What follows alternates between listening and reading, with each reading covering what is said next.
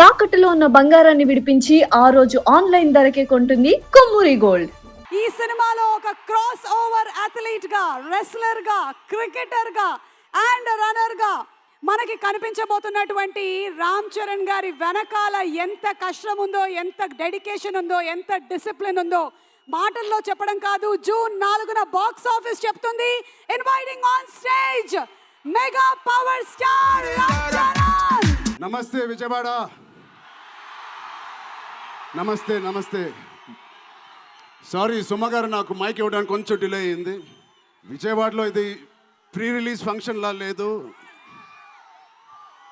Success meet చేస్తున్నట్టు ఉంది. Thank you Kesineni చిన్ని గారికి, దుర్గేష్ గారికి ఇంత గ్రాండ్ సపోర్ట్, ఇంత గ్రాండ్ ఈవెంట్కి సపోర్ట్ చేసినందుకు మీకు, మీ టీం అందరికీ చాలా చాలా థ్యాంక్ యూ సార్. ఇంత షార్ట్ నోటీస్ చేసినందుకు. విజయవాడ అసలు మీ అందరి మధ్యలో ఇక్కడికి వచ్చి చేసుకున్నందుకు మీ అందరికీ థ్యాంక్ యూ సో మచ్. చాలాసేపు నుంచి వెయిట్ చేసినందుకు.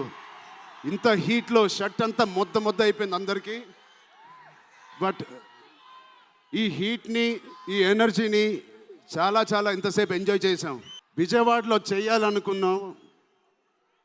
ఎప్పుడైతే డిసైడ్ అయ్యామో నేను సతీష్ గారికి చెప్పాను, ఇది మా లక్కీయెస్ట్ సిటీ. నాన్నగారికి కానీ మాకు ఖైదీ నెంబర్ 150 కూడా ఇక్కడే చేసాం, ఇంద్ర కూడా ఇక్కడ చేసాం. సో ఆ లక్ని కొంచెం మేము ఇంటికి తీసుకెళ్దామని ఇక్కడికి వచ్చాం. మీ అందరికీ, తమ్ముళ్ళకి, ఇక్కడ ఉన్న అన్నయ్యలకి, వచ్చిన అక్కలకి, చెల్లెలకి, మీ అందరికీ పేరు పేరున థ్యాంక్స్. అలాగే టీవీలో చూస్తున్న మా అభిమానులకి, వాళ్ళందరికీ చాలా థ్యాంక్ యూ. సరే, పెద్ది అన్ని విజువల్స్ చూశారు మీరు. పెద్ది ఎన్నో కథలు వింటూ ఉంటాం ఆర్టిస్ట్గా. కొన్ని కథలు విన్నప్పుడు నచ్చుతాయి, కొన్ని కథలు విన్నప్పుడు ఆశ్చర్యపరుస్తాయి. బట్ పెద్ది అనే కథ మాత్రం విన్నప్పుడు ఎక్కడో గుండెలో, నా హృదయానికి చాలా దగ్గరగా హద్దుకుని ఉన్న ఒక కథ. ఇలాంటి కథ మా నాన్నగారు చెప్పినట్టు 10 సంవత్సరాలకు ఒకసారి వస్తుందేమో ఇలాంటి కథ.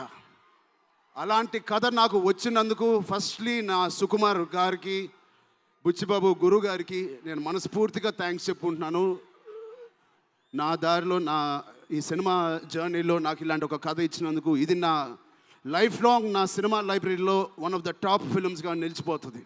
పెద్ది చాలా చేసింది, నన్ను వ్యక్తిగతంగా ఒక మంచి దారిలోకి మార్చింది. ఒక యాక్టర్గా నాకు చాలా సాటిస్ఫాక్షన్ ఇచ్చింది. Love you. అలాగే ఇది నాకు బుచ్చి గారు చెప్పినప్పుడు ఇది ఒక సినిమా స్టోరీ లాగా చెప్పలేదు, ఒక వ్యక్తి జర్నీ లాగా, ఒక ప్రయాణం లాగా ఒక కథ మొత్తం నరేట్ చేశారు నాకు. ఇది మామూలు సబ్జెక్ట్ కాదు, ఇది ఎగిసిపడే ఒక మనిషి కథ కాదు. కిందకి పడిన మనిషి లేచి ఎలా నించుంటాడో అలాంటి కథ ఇది. అందరూ కష్టం గురించి మాట్లాడుతున్నారు. అరే, ఇలాంటి కథ కోసం కాకపోతే ఎప్పుడు కష్టపడతామండి. కష్టంతో చేసిన పని కాదు, చాలా ఇష్టంగా, ప్రేమతో చేసిన పని. ప్రతిరోజు లెగిసి పొద్దునే షూటింగ్ ఎప్పుడు వెళ్ళాలా, జిమ్ చేసి షూటింగ్ ఎప్పుడు వెళ్ళాలా అని అనిపించిన one of the rarest films నాకు. బహుశా ఒక మగధీర కనిపించింది, రంగస్థలానికి కనిపించింది, RRR కనిపించింది, మళ్ళీ నాకు పెద్దిగా అనిపించింది. అలాంటి భావం, అలాంటి ఒక ఎక్స్పీరియన్స్ ఇచ్చిన మా బుచ్చిబాబుకి స్పెషల్గా థ్యాంక్స్ చెప్పాలి. బుచ్చిబాబు ఇది నాకు కథ నరేట్ చేసి ఇంట్లో నిజంగా చాలా ఆశ్చర్యపోయిన, తన బుర్ర ఎలా పనిచేస్తుందో అని. ఇంత అద్భుతంగా రాసి పెట్టుకోండి. ఇండియాలో నంబర్ 4 or 3 టాప్ డైరెక్టర్స్లో బుచ్చిబాబు పేరు ఉంటుంది ఫ్యూచర్లో. సో అంత మంచి ఎక్స్పీరియన్స్ ఇచ్చిన బుచ్చిబాబు గారికి చాలా థ్యాంక్ యూ. ఇలాంటి సినిమా ఒప్పుకోవడానికి నాకు ఒకటే బలం నా మనసులో, ఇలాంటి సినిమా చెయ్యాలి అని. ఎవరు కాదు, అది మీరే మీకోసమే. నిజంగా ఏ ఆర్టిస్ట్కైనా వాళ్ళ అభిమానుల నుంచి, వాళ్ళ శ్రేయోభిలాషుల నుంచి ఇలాంటి ఎక్సైట్మెంట్, ఇలాంటి ఎంకరేజ్మెంట్ లేకపోతే ఎందుకు చేయాలండి సినిమాలు? హాయిగా ఇంట్లో కూర్చొని వేరే పని చేసుకోవచ్చు.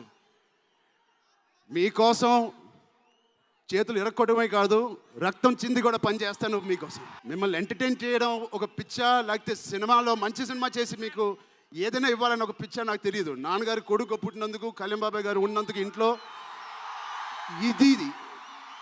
ఇది తప్ప నాకు ఇంకేం తెలియదు.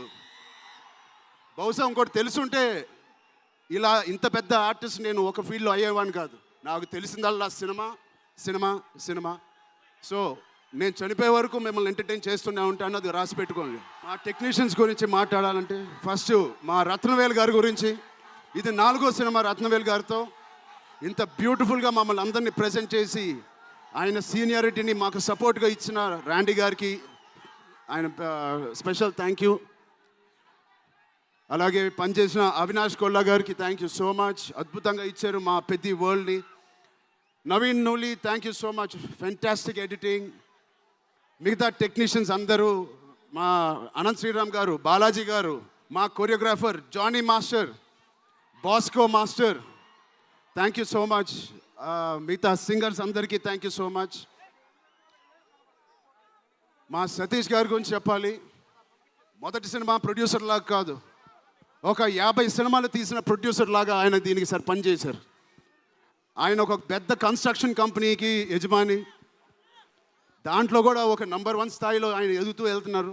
ఆయనకి ఏం పని ఇచ్చినా ఇంత చిత్తశుద్ధితో, ఇంత డెడికేటెడ్గా చేయలేదు. ఆయన చేస్తారు. మామూలుగా నేను పనిచేసిన 1-2 ప్రొడ్యూసర్లు టీ తాగి భోజనానికి వచ్చి వెళ్ళిపోతారు.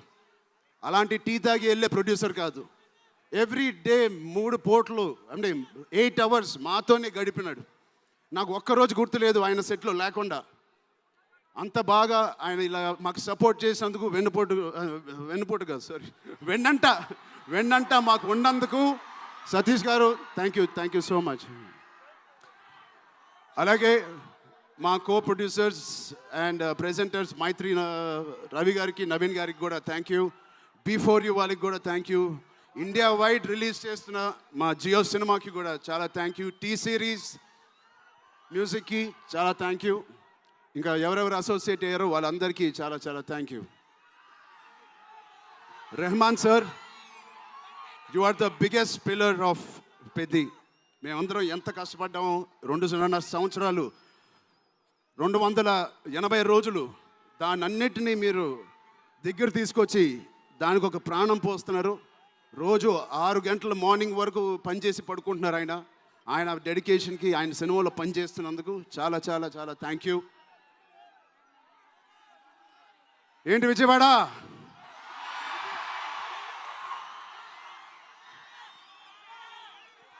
ఈసారి ఎవరి పేరు మర్చిపోలేదు కదా నేను.